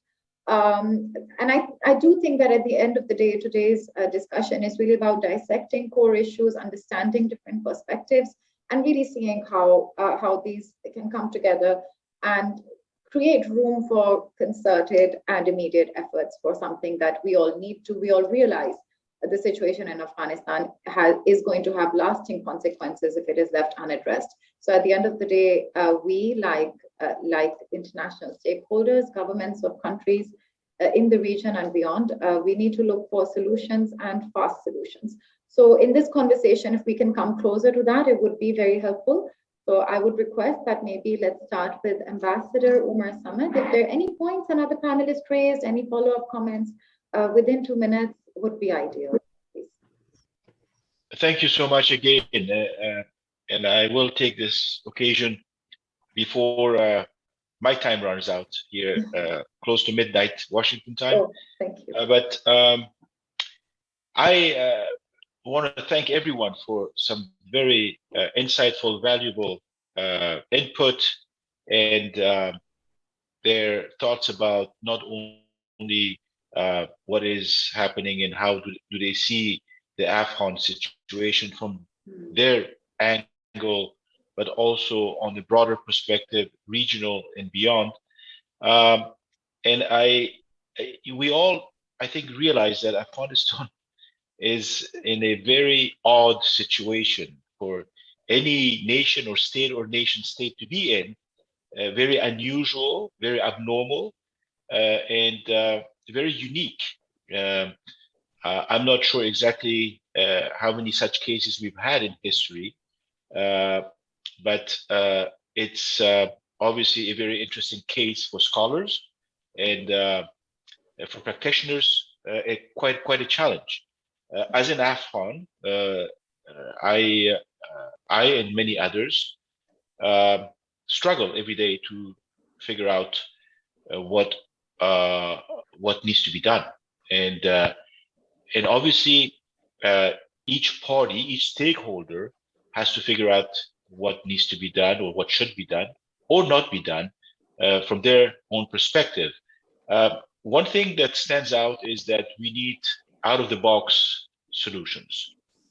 We need innovative type of ideas, and I heard several of those here today, and I really thank you. And I took notes here to make sure that at least I can share those within my Afghan networks, including Afghan media, to which I have access occasionally. And it's important that we put, when we talk about Afghanistan, I think it is important that we put the Afghan people at the center. And I think it is very important that we put sovereignty also on top of our list, knowing that sovereignty has been eroded over time, over 4 decades, by so many different events that have taken place. But, you know, one of the biggest problems with the failures and some of the successes we've all had, separately or collectively, has to do with the fact that we haven't really understood the country very well. it's a very complex country. We haven't really understood its people, its demographics, its cultural, historical. A lot has been written about Afghanistan. A lot has been studied about Afghanistan, going back even to British colonial times. But a lot of it, or I would say almost entirely, with few exceptions, are all written by Westerners or non-Afghans or people who are not from the immediate region, who can probably have a different understanding of the complexities and sensitivities that exist. And I think I see so many people. I've traveled quite a bit, and I've come across a lot of people who look at Afghanistan from the point of view of what a British, colonial general wrote, or somebody, or a Soviet scholar wrote about Afghanistan. So I think we need more understanding going forward. And things have changed as well. So things in Afghanistan are not static. And with the emergence of the Taliban 27 years ago, and now their control of the country after a lot of bloodshed on all sides, we need to find peace in Afghanistan. We need stability. I think it's absolutely essential that we need to work towards peace and stability, and we need to work towards a Afghan ownership. And Afghan ownership can mean so many things. It has to involve the Afghan people. It cannot be top down. It cannot be imposed anymore on Afghanistan, as has been the case. The communists tried to impose things that the Afghan people did not agree with. The Mujahideen who came after that were so split into 15 factions that obviously it led to a civil war. The Taliban who came afterwards and replaced them brought such a distraction and such a different viewpoint to Afghanistan that an average Afghan didn't recognize exactly what Islam meant anymore, or what being an Afghan meant anymore, with the Taliban of the 1990s. And then with the American intervention and Western intervention, which initially was an international intervention, but it became in my view, a money-making, unfortunately, a money-making enterprise under the guise of a military presence fighting terrorism, so on and so forth. So we didn't really understand the country very well. If we had, we wouldn't have had the events of the last few months. And moving forward, I think we need to engage as much as we can, and we need to study as much as we can, and we need to come up with solutions that are practical and involve those who are stakeholders. And I very much, again, welcome the views that have been given by our Chinese colleagues and others, and our Pakistani brothers and sisters, and others who obviously whose own situation very much depends on what's happening in Afghanistan, especially for Pakistan. And I hope that moving forward, Pakistan and Afghanistan develop a new paradigm in order to deal with their issues. So thank you again. I'm probably not going to stay very long with you, but I very much appreciate the opportunity. Thank you so much, Ambassador. And I think on the last note, the last point that you mentioned, that shift towards geoeconomics could be one that can be transformative for both Pakistan and Afghanistan. We really have a symbiotic relationship. So I hope that in itself can drive us towards better solutions, more solutions, and mutually beneficial ways forward.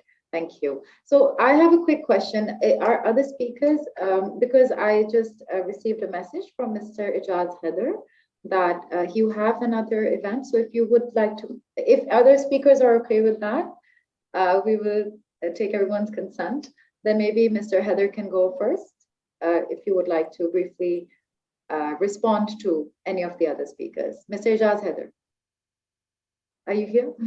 If everyone's okay with that. Yeah. Okay, no objections. You can raise your hand. This is okay. Please, Mr. Heather. Thank you. No, I have a very sick dog that needs to be tended to. Oh, sorry. Yeah, he got poisoned a few days ago. So anyway, look, there are wishes and there are is's. And I think going forward, Afghanistan will either become a counterterrorism problem, or it can become a state with which other states can deal with in terms of, trade and investment and the rest of it. And of course, the BRI vision also came up. Pakistan is looking for connectivity, and Afghanistan becomes a very important part of that. So the hope, the wish is that Afghanistan does not become a counterterrorism problem. I think central to the irony of Afghanistan, and Musharraf mentioned this in terms of the international system, was a book that Ashraf Ghani wrote with Claire Lockhart, and it was called Fixing Failed States, a framework for rebuilding a fractured world. It was like a book. It was a much celebrated book. And yet, the very man who wrote this book presided in many ways over the destruction or the, shall I say, the unraveling of the state that the international community tried to put together. Musharraf also talked about sovereignty. I believe that sovereignty is a function of certain other things a state can and must do. If a state cannot do those things, then it cannot lay claim to sovereignty, especially if it has people on its soil that are hurting, for instance, the interests of other states. And I'm not just referring to Pakistan, but also other regional states. I heard Wahid, it was extremely moving. I really appreciate the views that he presented in terms of the common Afghan men and women. And I think that humanitarian aspect is very important. But at the same time, there are certain people who are de facto in power in Afghanistan. And the decision to make it less painful for the Afghans primarily lies with them.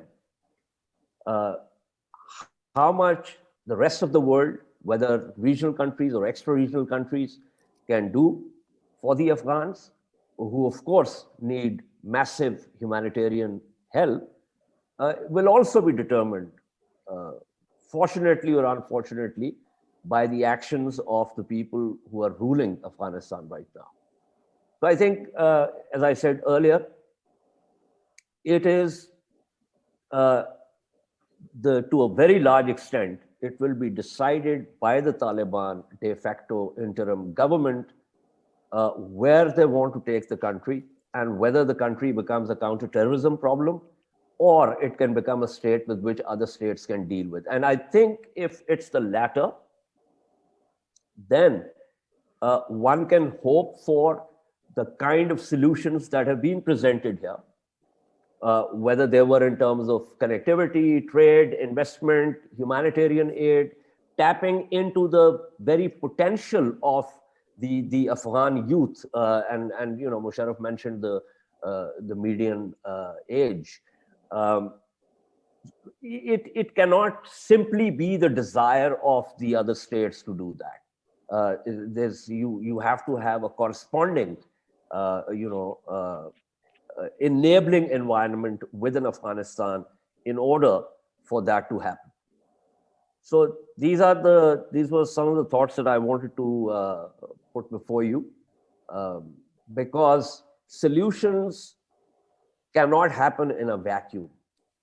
And one can present solutions in terms of how the youth can be tapped into, what kind of opportunities one can bring to them, how much the other countries can do in terms of helping the Afghans. But at the end of the day, it's about the people who are ruling Afghanistan. And I think that is where the focus needs to be. And it's a dilemma. And I think Pakistan's official approach right now in terms of focusing on the humanitarian crisis and ignoring for the time being various other issues is correct. But as we move forward, those other issues will keep cropping up. And I think at some point, one will have to create a balance between what one wants to do for Afghanistan and what it is that one expects from Afghanistan that it can do for others. Thank you. Thank you so much. Thank you so much, Jazz. I think that's the conversations we are having can maybe give incentives to governments and the Taliban as you speak as well, but acting on these incentives and potentials is something that will have to be mutual, and being able to deal with an Afghanistan that is conducive to the long-term perspective and more economic cooperation and connectivity in the region will be absolutely vital in that. So thank you so much. Professor Joseph Mahoney, your thoughts, responses, and potential solutions. You're muted. So I just have three quick comments. The first is to respond to something that Jalhai said. He's absolutely correct that the negative or the generally negative image that Afghanistan and in particular the Taliban have among the Chinese people is a major concern. Most of China's foreign policy begins with its perception among the domestic audience, and this is not something that's well understood internationally. There's this sort of a mythos that Beijing just does whatever it wants and doesn't really care about what anyone thinks in China, but that's precisely the opposite. So, if China is going to take a leadership role, and I think it must, and I think it's the only one who really can, there will need to be some concerted effort to explain to the Chinese people why this is in their interest, and to do that sooner rather than later. But this problem isn't limited to China. It's also something that if you watch Russian media and other places, there's a tremendous amount of negative narratives about what's going on in Afghanistan, the threat of future terrorism, and so forth and so on. And there will need to be some sort of talk back and discussion of this in order for positive things to move forward. The second point is the comment, trade, not aid. And although that is, I think it was Andy Mock who raised that. But it's clear at this point, as others have discussed, that trade is not going to grow until more stability and legitimacy is there. So we have an emergent concern where direct aid is going to be necessary. And although that will, I agree that has a bilateral component, I do think it needs to be organized through and sort of authorized and accounted by a multilateral effort. The third point is, although the threat of repercussions related to the sanctions seems to have been mitigated somewhat recently, we should expect no substantial support from the United States in dealing with this problem going forward, for two reasons. I agree with the idea that the U.S., and not to be conspiratorial, but I agree that the U.S. Has a strategic interest in the mess that it has left behind. And it's a mess that really serves their containment strategy towards China and trying to undermine the BRI and the strong relationship between China and Pakistan and China's plans in Central Asia. But in addition to this, the U.S. is done with Afghanistan. there's this idea that the U.S. went in and tried to save these people, but they were impossible to save, that they are in some way fundamentally, morally, culturally incompetent. The U.S. spent trillions of dollars and all for naught. So the U.S. feels like or at least it's presented itself as this sort of great humanitarian that did its best to save Afghanistan from itself. And now the U.S. is, of course, struggling to save itself from itself. Biden can't even get his funding packages through Congress. So I don't think we should expect anything of substance from the U.S. And maybe even some of the other Western countries. I do think that this needs to be and will have to be an Asian-led. And when I say Asian, I also mean the Gulf and the other countries east of let's say Greece. All right, thank you. Thank you so much, Professor Mahoney. Dr. Chow.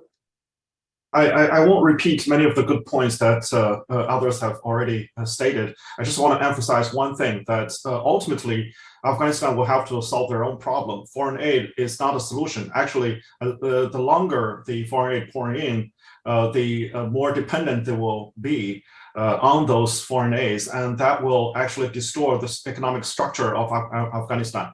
In the long run, I mean, in the past 20 years, if you remember, Afghanistan's population increased, basically doubled, and many of those people actually now crowded in the mega cities in the Afghanistan, and those people are very much dependent upon foreign aid, Western money that's actually coming into this country without asking for trade or other compensation. So if we expect no more aid from the United States or EU or other countries, other than a very small portion of humanitarian aid, then the fundamental structure of Afghanistan's economy must be transformed in order to support future state building in that country. So at this point, it's very important for the current administrators to reduce the size of the cities. Otherwise, those young people crowded in the city without a job will be a rich ground, rich environment for poverty, violence, ultimately terrorism. So I think it's very important to manage the economy very carefully and to build the economy from the bottom up, including agriculture, low-level manufacturing, and also mining. So, starting from the scratch and helping to feed the people first, instead of, continue to pour resource into these big cities that's been left behind by NATO and other Western powers. Thank you. Thank you so much, Dr. Chow. Musharraf Zaidi, Mr. Musharraf, your comments. Any final comments, responses, possibly solutions? Yeah, I mean, I think just responding to the point about Western and particularly U.S. engagement and, whether Afghanistan and its people can fend for themselves. I don't think they can. I think that's been proven. And I also think that given almost frankly, anybody that cares for Afghanistan for the last few weeks, we've waited desperately for what happened this week with the Treasury Department changing, some of the rules and allowing for transactions between individuals and organizations and those agencies, both international and NGOs that are working to support the Afghan people. I just think that the centrality of the US system in terms of how the global economy works and how local economies will work in Afghanistan and in the region continues to be large enough that even China can't ignore it. And I think that what that means is that in order for there to be peace and stability in places like Afghanistan, and I would argue even in places like Pakistan, some sort of a global compact that allows these countries' peoples to grow and to thrive and to flourish without having to choose a side between China and the US is actually going to be instrumental. I think that the choice that the US has made to go headlong into a conflict with China is one that is going to necessitate a Chinese response.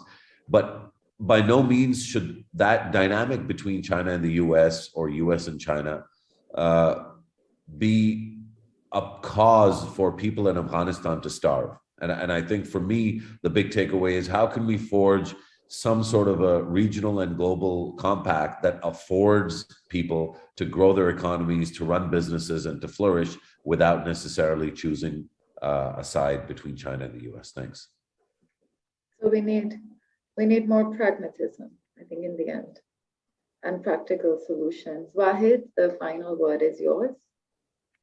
All right, I will try to summarize. I would say, going forward, the main responsibility for rebuilding the nation is mostly on two parties. The first one is the youth. It's up to us to redefine what it means to be an Afghan, what are our values, and what is our goal and vision for our country, for our future. And another thing is also we need to strive to build a youth-centric effort toward nation building. I think that's really important. The youth-centric word is really crucial, because we have a culture that right now doesn't allow you to really prosper and contribute to these efforts. I think the second most important party is still Taliban. I think Taliban main responsibility is toward the people of Afghanistan. Instead of focusing too much on how to get international recognition, they should still try to figure out how to get internal integration and how to provide even the basic facilities, healthcare, and everything toward the people of Afghanistan. And that might be a catalyst for them to, they need to set up a proper constitution, whether in forms of lawyer jirga or any other way. And having a proper constitution or having a clear definition of what they want to do, what are the rules of this country, and what will be the basic principles for managing, governing this country might be a good basis to gain the international recognition as well. And last one, I totally agree with Professor Joseph that the US is totally done with Afghanistan. And I think with that, I just want to add is right now, right now that we are on this brink of economic collapse, the Afghanistan assets which are frozen by US is also a big pain, and it's only adding to pain and suffering of the people of Afghanistan. So another thing we might need to focus is what are the right mechanism and how we can use those assets to rebuild the infrastructure of Afghanistan economy. And yes, I totally agree that we cannot rely on aid in long term, and I do believe that trade is a better option, but we also need the basic investment, and those assets could be really crucial. Despite it's around $10 billion, which will only last maybe 1.5 years. Based on last year's fiscal budget was $6.6 billion. So 10 billions will only last us 1.5 years, but that's enough for us to at least drive the economy for the next 1.5 years and see where we can go forward with that. With that, I really do hope that we continue discussing about Afghanistan, that we have more dialogues about Afghanistan. And I think the people of Afghanistan needs the world to stand in solidarity with them. Afghans are a very proud but very grateful nation. And in long term, I do believe that we're going to contribute to this world, and we're going to contribute to the betterment and development of this world as well. And thank you for CCG and Zoom for having us. Thank you so much, Wahid, and thank you to all of our panelists and also the discussants. Today's purpose is really to deepen our understanding about what is happening. We all realize that the situation is urgent, requires proactive measures from the region, from the global community, and also innovative solutions. So really what we set out to achieve and especially as Center for China and Globalization, our purpose is to broaden discussions that can deepen cooperation, mutual understanding, and also innovative solutions between China and the region. So with that, I think, yes, we have been able to address many of the questions, understand some root problems. Many of the topics, many of the solutions brought up also overlapped, and these can be worked on, like Ambassador Umar Samad also mentioned. Maybe some things can be discussed with stakeholders who are in a position to make decisions. So I hope that this conversation has been as fruitful and insightful for our viewers as it has been for me, and also for our panelists as it has been for me. And I hope that we can really work towards at least encouraging better consensus and lasting solutions in the country. With that, we have to conclude our discussion, but the conversation will continue. Thank you so much for participating, and I hope that we can have a second round in a short period soon, and really see how maybe more concrete ways forward can be conceived and suggested to people who can take them forward. So with that, goodbye.